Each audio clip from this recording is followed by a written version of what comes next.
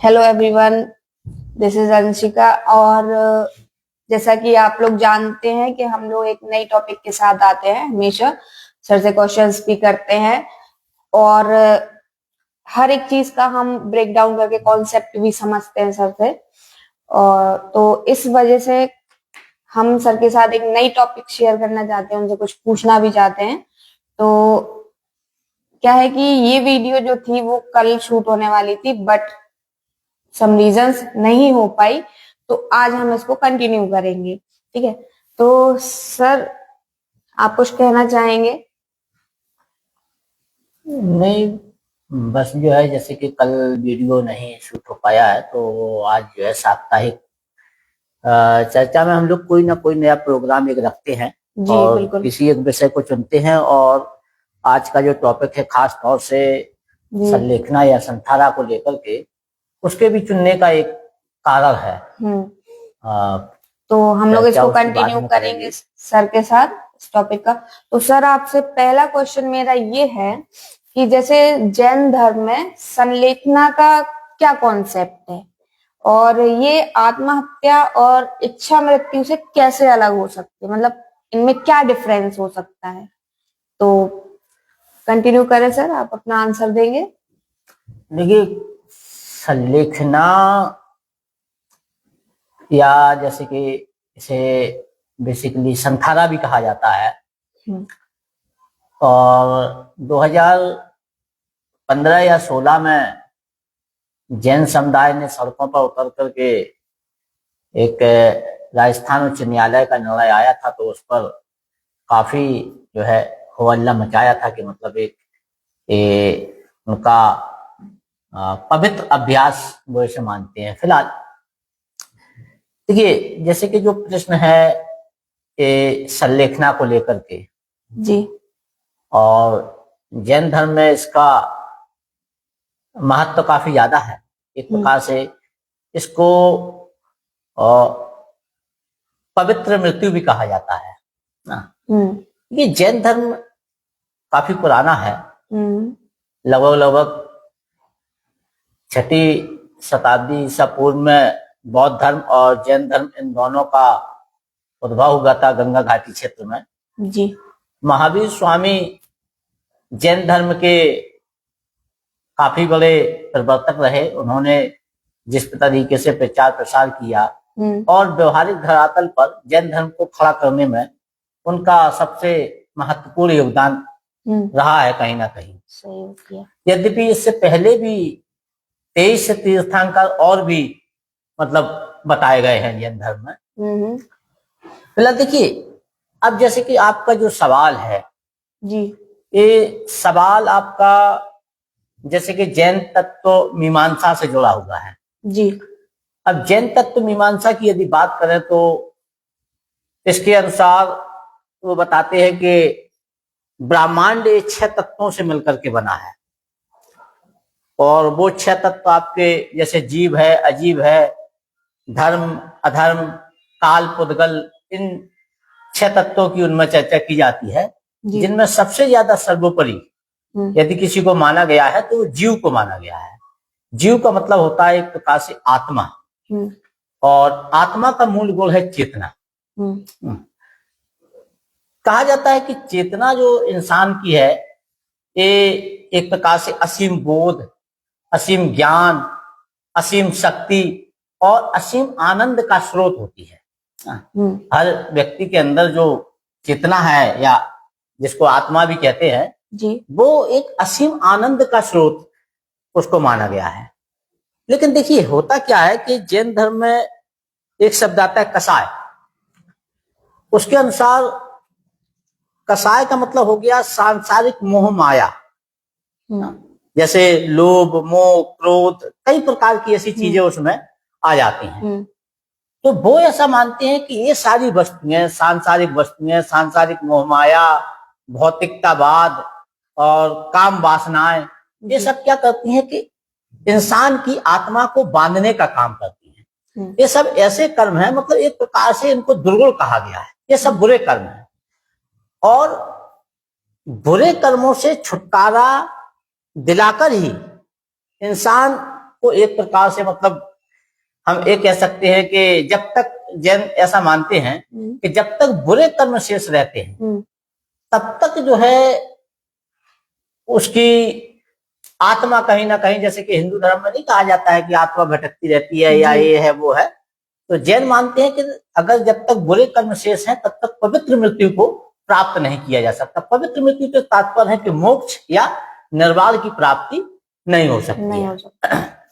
अब जैनों में क्या है कि जैसे कि त्याग का बहुत ज्यादा महत्व है, और पिछले एक वीडियो में हमने त्याग की चर्चा भी करी थी जी। इसी त्याग का एक रूप है संलेखना। अब संलेखना, देखिए संलेखना का विवरण अगर देखा जाए तो इसकी विधि वगैरह जो है इस व्रत का, इसका जो है सामंत भद्र नाम के एक व्यक्ति थे जी। शायद चौथी या तीसरी सदी की ये बात है। उन्होंने एक ग्रंथ लिखा था आपका रत्नाकर श्रावकचार, या कहीं कहीं पर इसका नाम रत्न कारण्य श्रावकचार के नाम से भी मिलता है। उसमें इस क्रिया विधि के बारे में बताया गया है, संलेखना के बारे में, कि किस प्रकार से सांसारिक मोह माया को त्याग करके तपस्या, पश्चाताप और क्षमा के द्वारा एक पवित्र मृत्यु को प्राप्त किया जाता है।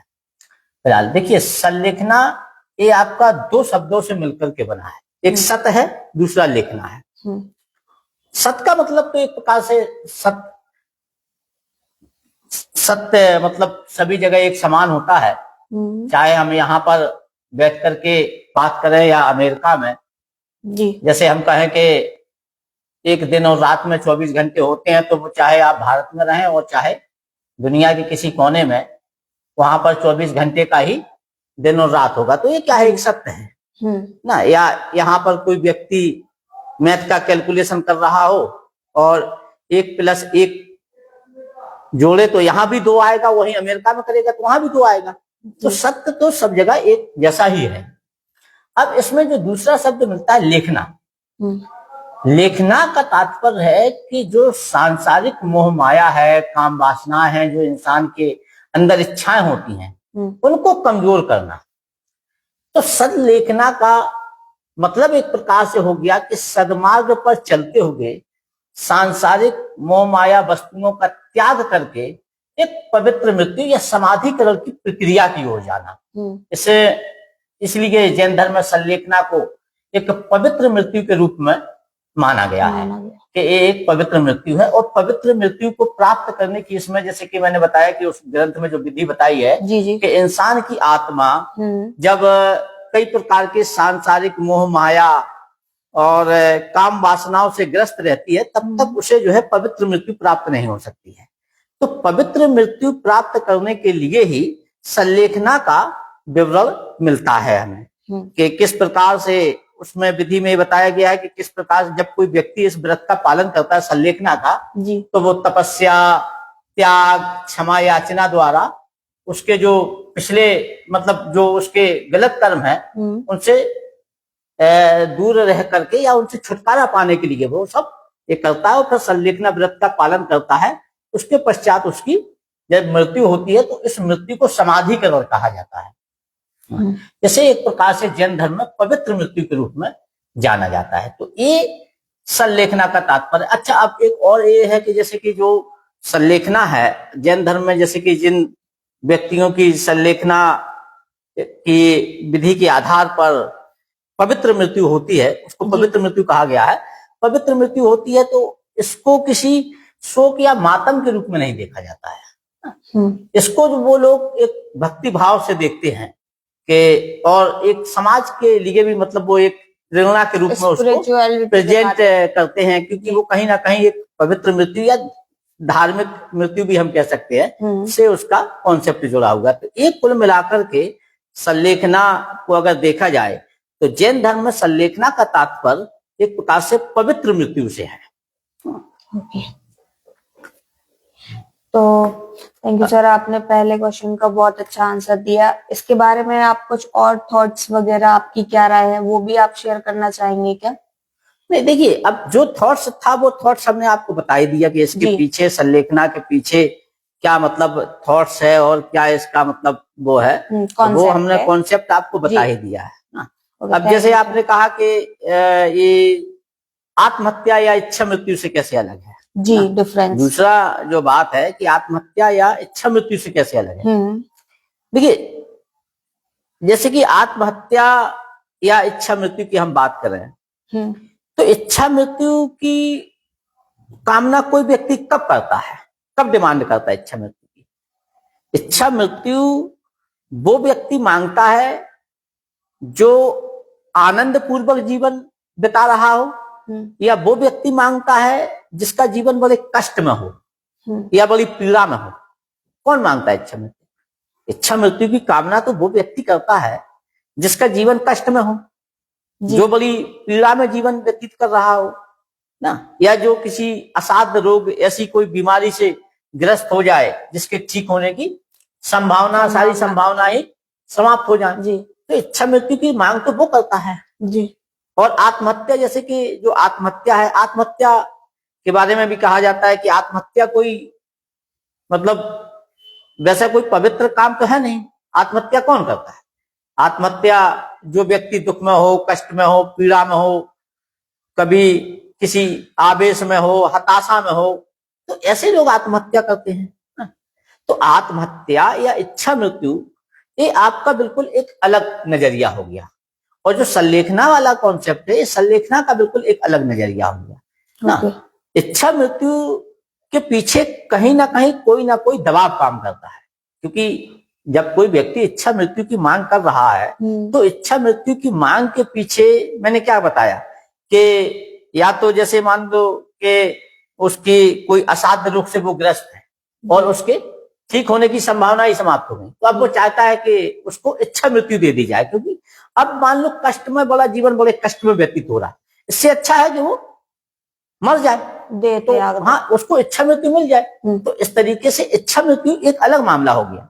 जबकि संलेखना वाला मामला देखिए एक बिल्कुल अलग है, क्योंकि संलेखना में जैसे कि ये माना जाता है कि जो लोग इस व्रत का पालन करते हैं उनके पीछे कोई दबाव नहीं होता है, वो तो उन कर्मों से या उन कर्मों को दूर करना चाहते हैं जो इनको कहा जाता है कि मतलब एक प्रकार से दुर्गुण हैं। अहंकार हो गया, क्रोध हो गया, लोभ हो गया, लालच हो गया, बेईमानी हो गया, छल कपट हो गया, हिंसा हो गया, नफरत हो गया, बहुत से ऐसे दुर्गुण है।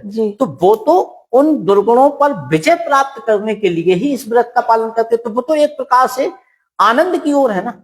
जी। उनका जो क्या नाम जो है, संलेखना के द्वारा जो लोग अपना प्राण त्याग रहे हैं, तो वो कहीं ना कहीं एक आनंद की दशा में है, उनके ऊपर कोई दबाव नहीं है, उनकी आत्मा पर कोई दबाव नहीं है। वो तो उन सब कर्मों से छुटकारा पाने के लिए इस व्रत का पालन करते हैं। जबकि जो लोग इच्छा मृत्यु की मांग करते हैं उनकी आत्मा पर दबाव है।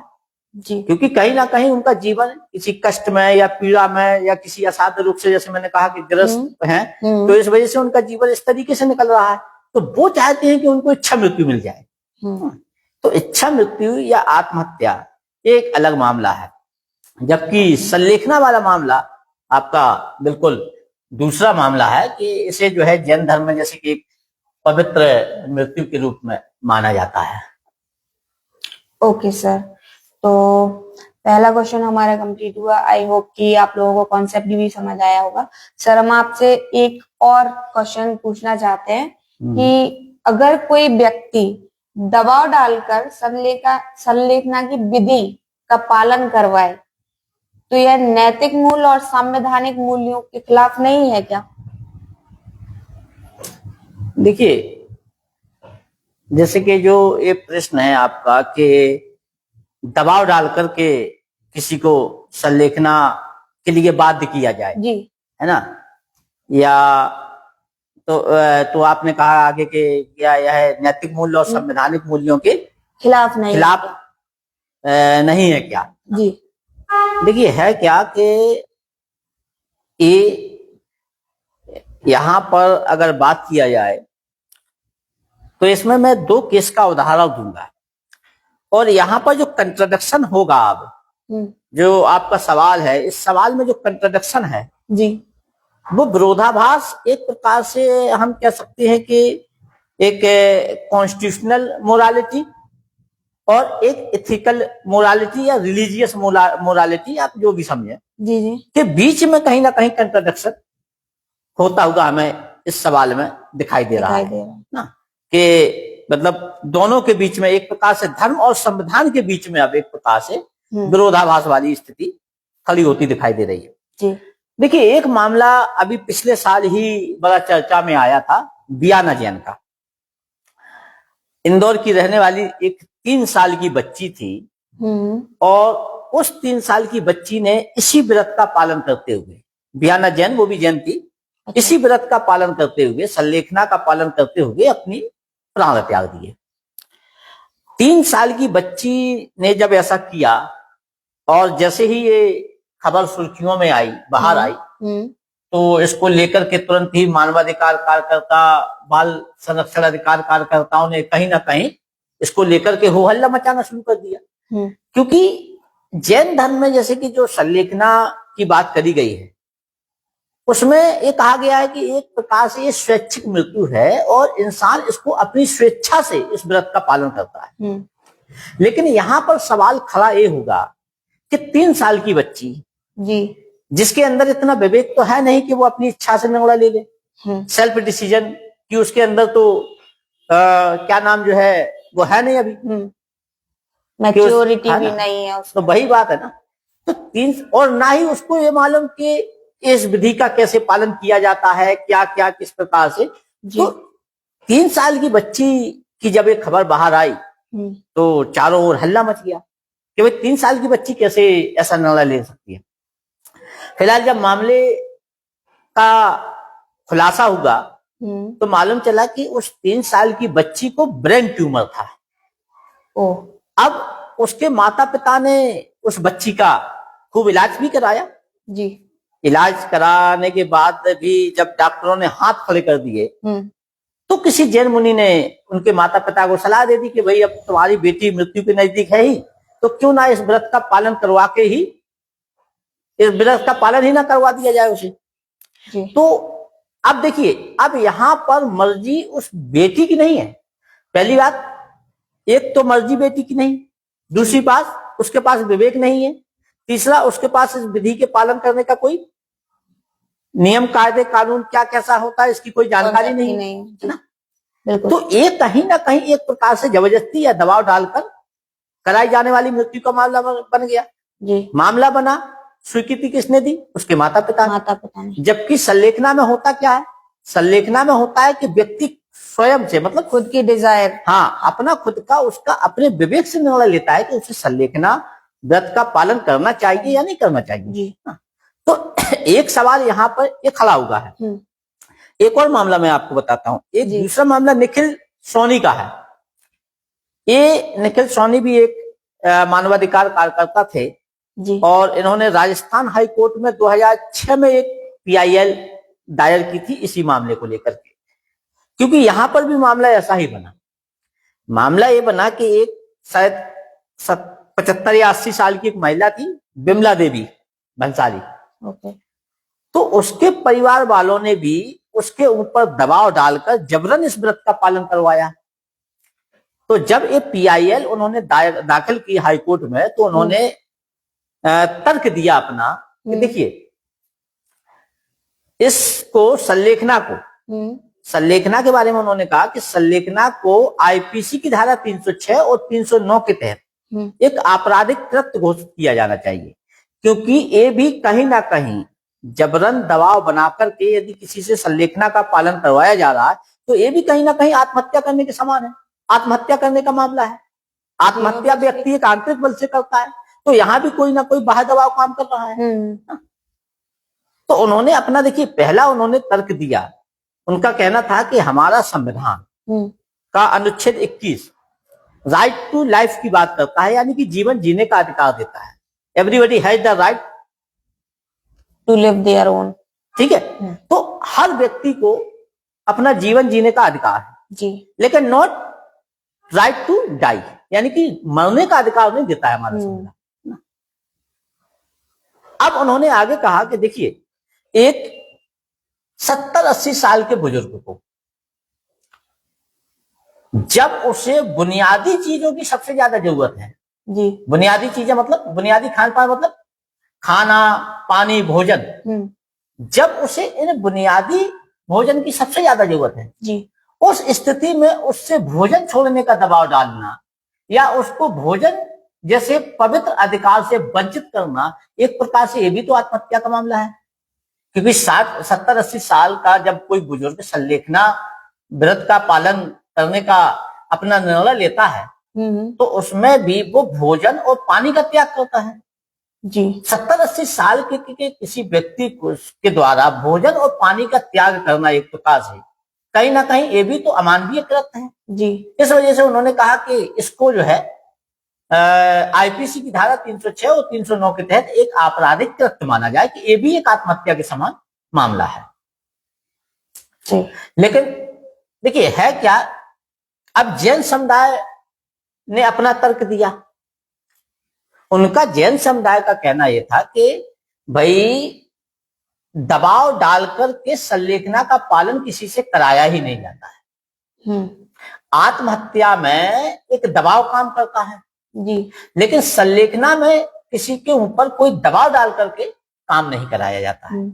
लेकिन अब चूंकि जो ऐसे मामले सामने आ रहे हैं, जैसे हमने एक बियाना चंद का मामला बताया, एक विमला देवी भंसाली का मामला, जी, जी, अगर अब ऐसे मामले सामने आ रहे हैं और दबाव बनाकर के यदि किसी के ऊपर संलेखना व्रत का दबाव बनाकर के पालन करवाया जा रहा है, तो ये तो कहीं ना कहीं कॉन्स्टिट्यूशनल मोरालिटी के अगेंस्ट का मामला है। जी, तो कंट्राडिक्शन यहाँ पर जो खड़ा होता है, वो कंट्राडिक्शन खड़ा हो रहा है कहीं ना कहीं एक प्रकार से धर्म और संविधान के बीच। जी, बिल्कुल। फिलहाल राजस्थान हाईकोर्ट ने इसमें अपना मामला जो निर्णय दिया था 2015 में, उसका निर्णय आया था राजस्थान हाईकोर्ट का, तो उसने अपने निर्णय में ये कहा कि जो ये संलेखना वाला मामला है ये भी आत्महत्या के समान है। उसने अपना निर्णय सुनाया आत्महत्या करने के समान का। उसने कहा कि इसको भी एक आपराधिक कृत्य माना जाए। अच्छा, दोनों को सिमिलैरिटी अब इस तरीके से अगर जैन धर्म के अंदर जैसे मान लीजिए प्रावधान है और इस तरीके से प्राण किसी व्यक्ति के लिए जा रहे हैं ना, या उसके ऊपर दबाव बनाया जा रहा है, तो इस तरीके से तो हर धर्म में कोई ना कोई कहीं ना कहीं कोई ना कोई प्रावधान होगा ही। वो सारे धर्म अपने अपने उस प्रावधानों को खोज करके बाहर ले आएंगे और कहीं ना कहीं किसी ना किसी व्रत या किसी ना किसी अनुष्ठान, किसी ना किसी धार्मिक क्रिया के माध्यम से अगर ऐसा करना शुरू कर देंगे, तो ये तो एक प्रकार से कहीं ना कहीं जो नैतिकता है, जो कॉन्स्टिट्यूशनल मोरालिटी है, उसके ऊपर तो संकट खड़ा हो जाएगा। बिल्कुल, बिल्कुल। तो जैसे कि जो ये मामला फिलहाल इसके बाद में जैन समुदाय सड़कों पर आया और उसने काफी विरोध किया, बाद में सुप्रीम कोर्ट के द्वारा इस पर रोक लगा दी गई। लेकिन कहीं ना कहीं मामला बन रहा है एक प्रकार से धर्म और संविधान के बीच में। जी, बिल्कुल। एक प्रकार से धर्म और नैतिकता के बीच में कि किस तरीके से इसका, तो फिलहाल कुल मिलाकर के कहना यह है कि फिलहाल धर्म का अपना एक अलग मामला है जी, लेकिन जहां तक संलेखना का मामला है, संलेखना के व्रत का पालन जो जैन धर्म के अनुसार है, उसमें यही बताते हैं जैन मुनि कि देखिए किसी के ऊपर दबाव डाल करके इस व्रत का पालन नहीं कराया जाता है। लोग अपनी स्वेच्छा से इसका पालन करते हैं और इसको उसमें एक पवित्र मृत्यु के तौर पर जाना जाता है। तो कुल मिलाकर के ये संलेखना का मामला है और चर्चा चूंकि इस पे इस वजह से भी की है कि अभी हाल ही में झांसी में जो पूर्व केंद्रीय मंत्री रहे प्रदीप जैन जी, उनके पिताजी ने इसी विधि के माध्यम से अपने प्राण त्यागे हैं। तो मैंने सोचा कि क्यों ना जो है इस पर थोड़ी सी चर्चा। नहीं सर, आपने बहुत अच्छा कॉन्सेप्ट शेयर किया हमारे साथ, जाए। बहुत अच्छा आपने ब्रेक डाउन किया इस कॉन्सेप्ट का, हमें बहुत पसंद भी आया। आई होप गाइज आप लोगों को भी बहुत पसंद आई होगी ये वीडियो। अगर आपका कोई भी क्वेश्चन होता है इससे रिलेटेड या एनी अदर टॉपिक से, तो आप प्लीज सर से पूछ सकते हैं, हमें कमेंट सेक्शन में कमेंट करिएगा एंड बताइएगा कि आपको वीडियो कैसी लगी। And thank you everyone.